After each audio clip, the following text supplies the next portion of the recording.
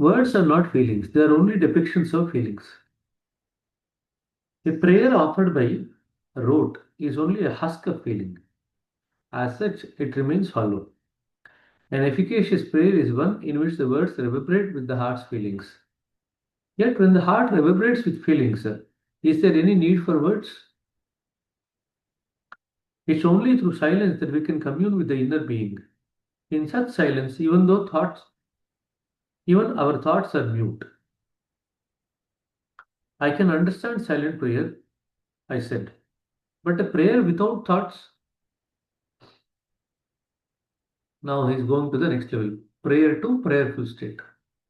The act of prayer must evolve into a prayerful state, inner state, said Jaji. For instance, have you observed the interactions of a couple who have been married for decades? A single glance speaks volumes, and hardly any words need to be spoken. Over the years, they have transcended the need for communication and entered into the state of communion with one another. So, underline from communication to communion. The less two people understand of one another, the more they need to communicate. When a couple is newly married, a lot of communication is required. The more they understand of one another, the subtler their communication becomes, and when they know each other deeply, communication becomes redundant. So, when you learn to grasp the divinity deeply, neither you have to say anything nor the divine has to say anything.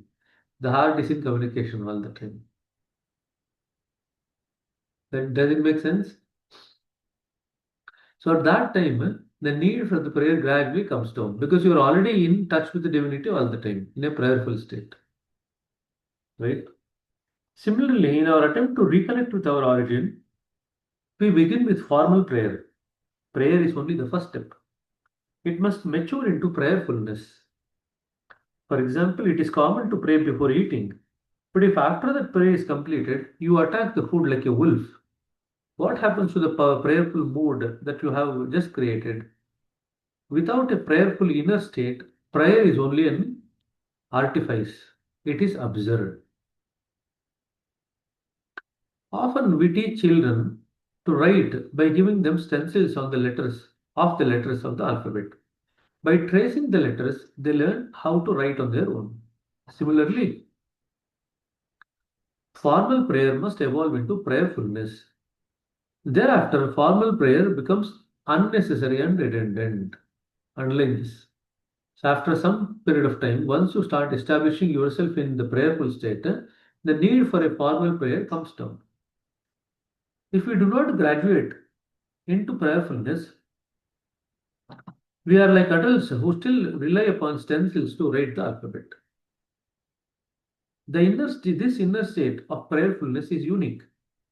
It has no external phase or any external principles to be followed, meaning rituals. The moment you make the prayer a ritual, it loses its importance. So, prayer should not be uttered like a ritual. It should always be accompanied by the feelings that is felt in the heart. However, prayerfulness is just another beginning. The purpose is to take us beyond, to take us to another level. What lies behind beyond prayerfulness? I asked. That is said oneness. Duality is intrinsic to prayer. In prayer, there are always two, a person in need and the personality whose help is needed. I offer prayer, and the great being is supposed to listen to me and answer my queries. Without this duality, who would offer prayer and who would receive it? The distinction between the divine presence and me still remains. There are still two. There is still a relationship. You remember very similar analogy we had read in the context of bhakti. You remember at the highest stage, the bhakta and the God becomes one, and we go beyond. You remember that in different stages of bhakti we had spoken about. Very similar. There is still a relationship. Through meditation, on the other hand, we progressively enter into a state of oneness with the divine presence within. So we transcend the relationship. Okay, through prayer, we establish connection with the divine, but through meditation, we gradually become one with the divine. So meditation gradually helps us to move towards prayerful state and then beyond. So you remember one of the questions that I had asked in our group, SNP candidate group, is how does each one help or impact one another? How does meditation impact on cleaning and prayer? How does cleaning impact on meditation and prayer? How does prayer impact on meditation and cleaning? All the three are like a package. Only when all the three are done together, they actually feed into one another and make our practice more deeper and deeper, more meaningful. Okay? Underline this. With prayer alone, the possibility of union is rather far-fetched. So it is the meditation that actually establishes union, not prayer alone. In fact, he is writing with prayer alone, the possibility of union is far-fetched. So this they can ask you in the exam. Which of the process actually gives rise to union? Is it the prayer? Is it the meditation? Or is it cleaning? And the answer is meditation, not prayer. We remain what we are and the source remains what it is. Then what role does the prayer have to play? I asked. It helps us to become healthily cognizant of that divine principle with which we intend to merge. In other words, it establishes a connection with the divine. That's the role of the prayer. We become aware of the divine. But it does not help us to merge with the divine. The merging with the divine occurs because of meditation. Prayer makes us cognizant of the presence of the divine. Prayer should be offered in such a way that it transforms into meditation. That's why in the night we do the prayer meditation. We start with the prayer, then go into meditation. Nighttime, bedtime prayer meditation. That's why it's called as. Truly, it is an eruption of the heart, highlighting the pangs of separation from the beloved. I can bear this no longer, it says. I am reminded of one couplet from my childhood. Oh Lord, please visit my little hut at least once. I will treat you so nicely and so lovingly that you will forget your heavenly abode.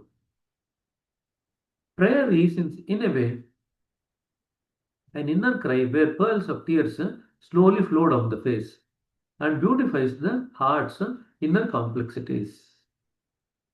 So, underline that. So, many people actually cry during the prayer. The heart becomes soft. When the heart becomes engrossed in feelings, it becomes soft and then the tears start rolling down. So, it's an inner cry. But inner crying can also lead to outer crying because you cannot be separated from your lover, the beloved. So, you cry for the beloved. So, the feeling of inner separation that you feel makes you feel cry internally, and the internal crying leads to crying externally. That is what happens. So the inner feeling of separation makes you feel like crying inside. That externally manifests as tears. This pang of the heart serves to keep us glued to the cherished object, and eventually, like a river flowing into the sea, prayerfulness resolves in meditative togetherness with the source. So you move from prayer to prayerfulness, and then gradually you move into the meditation. In meditation, you now gradually start merging with the divine. So, if prayer meditation in the night is done properly, it should actually make us more and more closer to the divine. Our connection with the divine should actually increase and become stronger, and we should also start gradually merging with the divine. The merger that starts in the prayer meditation at night gradually increases and takes more pace when we meditate in the morning. That's all that is happening between the two. That's the relationship. Okay. Now, the heartfulness prayer. We offer the heartfulness prayer once before our daily meditation and again just before we go to sleep at the end of our day. If offered in the right spirit, this silent prayer creates a unique internal state. In my early days of practicing heartfulness, I treated the prayers almost as a formality. This is Joshua Pollock writing. Because of this, my heart never looked forward to it. Eventually, I stopped it altogether. One evening, however, I felt particularly drawn to the words and I offered the prayer with all my heart. Immediately, my inner spiritual condition changed. That night, my sleep was more like deep meditation than regular sleep. When I woke up in the morning, my inner unique state was still unique. My inner state was unique. Furthermore, my meditation had a special quality about it which had previously been absent. As a result of this experience, I stopped ignoring the prayer.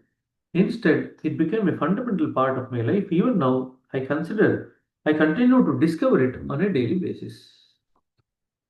So, Master, thou art the real goal of human life. We are it but slaves of wishes putting bar to our advancement. Thou art the only God and power to bring us up to that stage. Now, Joshua Palak is asking about the rest of the questions regarding the prayer, about this prayer. What is the purpose of offering the prayer before we sleep? I asked. It is the best way to create a prayerful waking state, said Daji. So you are sleeping, but you are also prayerful. So he explains the purpose of the prayer is to re-establish our connection with the divine. Underline that.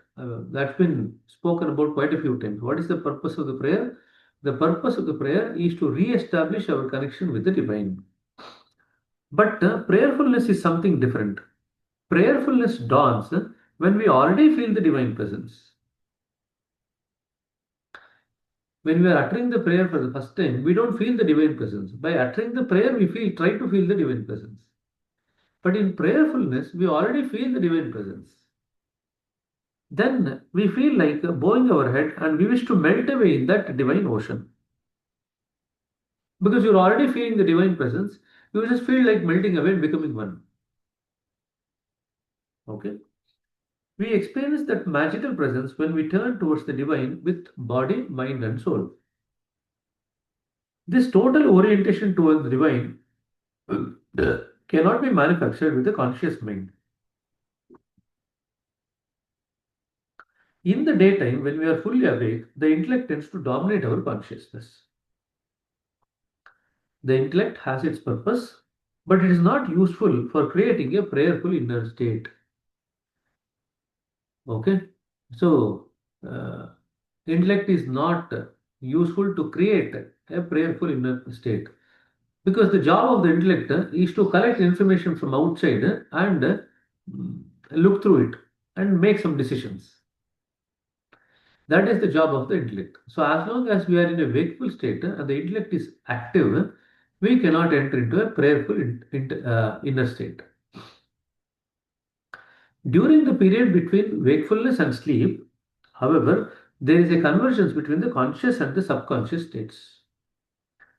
The curtain is temporarily lifted, and now the two can meet. The two means the conscious and the subconscious can now meet as one. At this moment, our brain waves fall into a pattern known as modern state, scientists call as alpha state.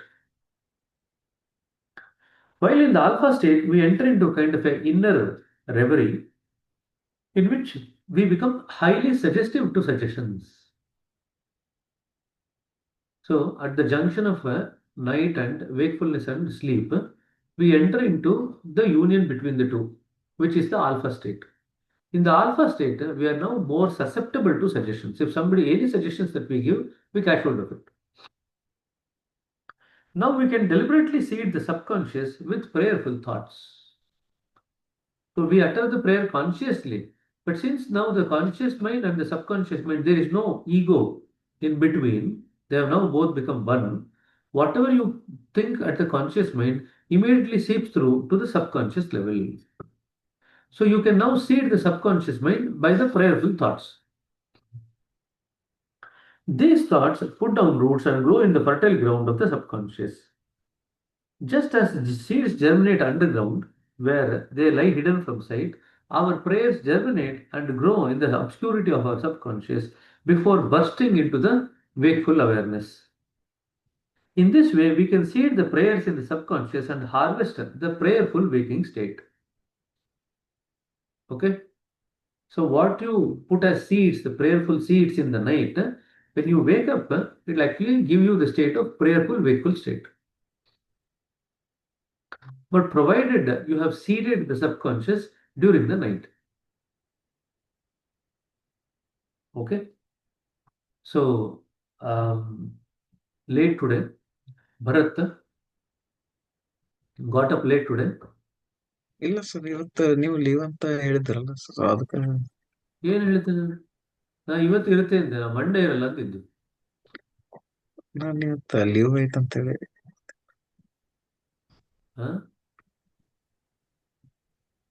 ಇವತ್ತು youth meeting ಸಾಯಂಕಾಲ ಇರಲ್ಲ meetings, ಸಾಯಂಕಾಲ travel ಮಾಡ್ತಿರ್ತೀವಲ್ಲ, so ಬೆಳಗ್ಗೆ ಇರುತ್ತೆ.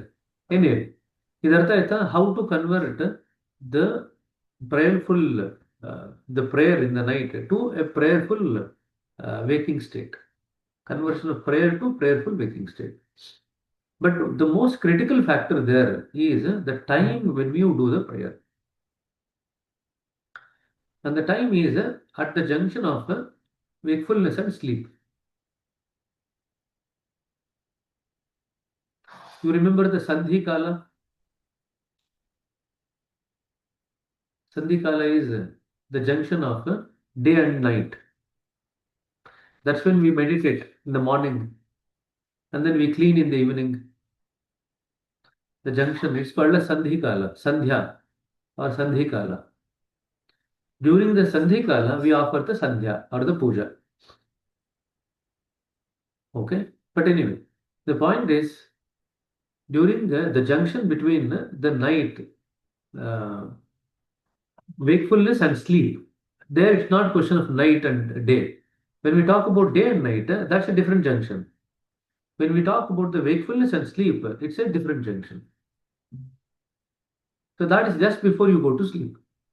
Just before you go to sleep, the ego boundary comes down. Normally, there's a boundary maintained between the subconscious and the conscious. Not everything in the subconscious is allowed to come to the conscious.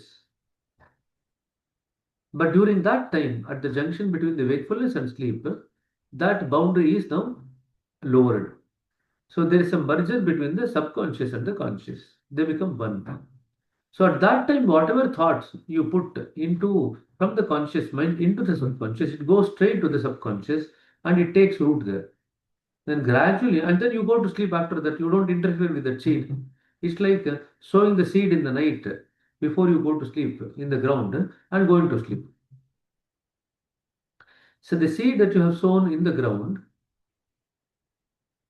before you go to sleep, that will gradually work in the fertile ground and gradually it will start germinating.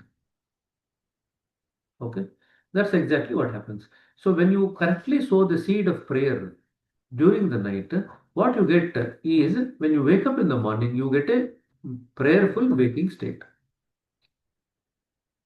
So that can be a question. How do you get a prayerful waking state? That can be a question. Okay. But we must offer the prayer with feeling. The subconscious knows only the language of feeling. You are. You see, you may sow the subconscious with empty words, but they are like dead seeds that can never germinate. At bedtime, we are often too sleepy to rouse ourselves with true feelings. So we practice the offerings of the prayer during the day while we are still alert. So we don't practice after we feel very sleepy. Before we feel sleepy, we offer the prayer. In other words, we are still awake. In that wakefulness state, we can actually feel the feelings in the heart. If you offer the prayer after you become very sleepy, then you are not able to feel that feelings. So those prayers will not germinate. Okay. Create that feeling while you are alert. Then, when you offer it again at bedtime, the very act of praying will revive your earlier state. So, what to do then? How to create that feeling During the daytime, when the intellect is in full swing, we can also understand the meaning of the prayer from another perspective. In fact, I wish for every newcomer to practice this, and this season practitioner to take a day or two and try to understand the true significance and meaning of the prayer. There is more to this prayer than its wording suggests. Then see what is hidden behind the meaning you discover. Meditate over it again and again. Take the first line, second line, third line, and ruminate over every word. Do not rush. New dimensions will open up every time. Prayer's purpose is to transform you. So, if you do not practice the prayer correctly during the waking state, you will not be able to utter the prayer at night before you go to sleep with the feelings.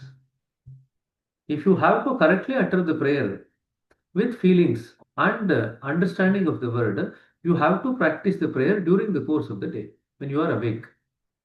Then you can utter it with feelings. Now he is now talking about the next purpose of the prayer. The prayer's purpose is transformation. People usually think transformation comes from above as a result of having prayed, but it is the offering of the prayer that transforms us rather than its purpose, the response. This transformation happens in the very moment that we pray. True prayer is its own answer, you see. So, transformation is after you have uttered the prayer as a response, or the very act of praying itself is transformation. So, that is also another question that you get. So what Daji is saying is that it is not in response to the prayer that we transform, it is in response to the act of the prayer that we transform. They are two separate things. So the moment we utter the prayer correctly, we transform.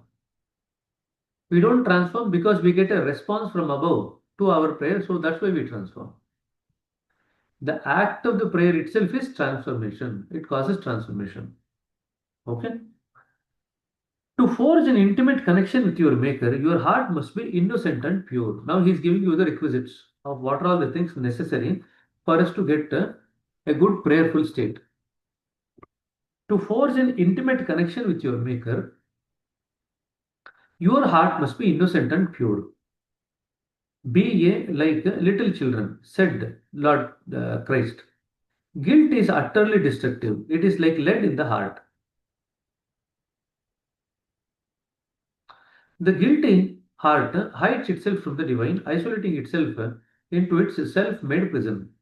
In that case, how will we bathe in the restorative ways of the source? There is no question whether we will be received or accepted by God. Can a mother withhold her love and forgiveness?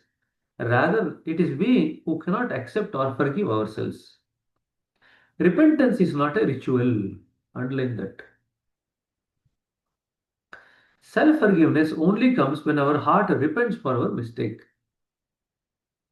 To cry your heart out is worth 1,000 prayers of forgiveness. Underline that. Self forgiveness only comes when our hearts repent for our mistakes. To cry your heart out is worth 1,000 prayers for forgiveness. Tears are a sign of sincerity even when our hearts are light and happy. Tears are a sign of sincerity. So when we feel sincerely happy, we feel like crying. When we feel sincerely sad, we cry. When we sincerely love, we cry. Right? Bharat is looking when all I have cried. So just to make Bharat happy, I'm saying the third one also. When you sincerely love, you cry. Okay. So what if we don't feel guilty about anything? I asked. Then congratulations. He laughed. You must be a saint. But even saints find room for improvement, especially the saint, in fact, because she is so humble that she always finds herself to be at fault even when she really is not. As we become more receptive to the voice of the conscience, we find that it holds us accountable for smaller and smaller things. Even at the subtlest hint of a wrong thought, we find that the conscience pricks. So at night, scan your heart and see where your conscience is pricking you. See where you feel uncomfortable and find out the reason. Without such introspection, there is no possibility of improvement. So the job of the consciousness is to point out some of these matters where we have erred. Okay, the consciousness actually pricks you, pointing out the errors. Then we have to look at what the error is and the reason behind it and then repent for it. Okay. On the other hand, the notion of self improvement is paradoxical. When there is self, there is no improvement. If you introspect with ego, thinking that I will correct myself, it cannot work. Too much of your I is present. In prayer, on the other hand, your heart simply droops in surrender and you leave everything to the higher being, saying, please let thy will be done. What is needed is a mixture of introspection and surrender, a friendly pact between you and God, a combination of introspection and surrender. Through prayerful introspection, you discover your defects but rather than resolving to correct themselves yourself, you relinquish yourself and invoke higher help. So introspection helps you to recognize the defects, but now you seek the help of the divine to correct the defects. That is what you do in prayer. Of course, it would be better to avoid making mistakes day after day, hour after hour. It is said that the fool recognizes the mistake in retrospect. An intelligent person recognizes it during the act, but a wise person knows beforehand and avoids it. How can we know beforehand? I asked. With prayerful alertness. Underline that. When we are prayerfully alert, we can actually avoid mistakes being committed. To what? I see, he said. To the signals that emanate from the heart and guide you from within. If you maintain this attitude throughout your daily affairs, wisdom will positively flourish. So, how does wisdom come in? Wisdom comes in by prayerfully being alert to the heart signals. That is the reason for wisdom. When you are ready to offer prayer, do we do so with a humble heart, a heart full of love? This is another requisite. You have to be sincere, you have to be devotional, and you have to be full of love. Sit up, gently close your eyes and relax.